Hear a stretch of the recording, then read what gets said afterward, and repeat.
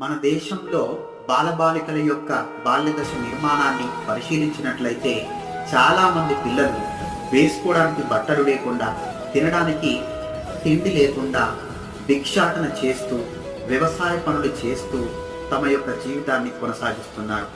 ఇంకొందరు పిల్లలు కుటుంబం యొక్క కనీస అవసరాల్ని తీర్చడానికి వివిధ రకాలైనటువంటి సంస్థలలో, వ్యవస్థలలో బాల కార్మికులుగా పనిచేయడం అన్నది జరుగుతుంది.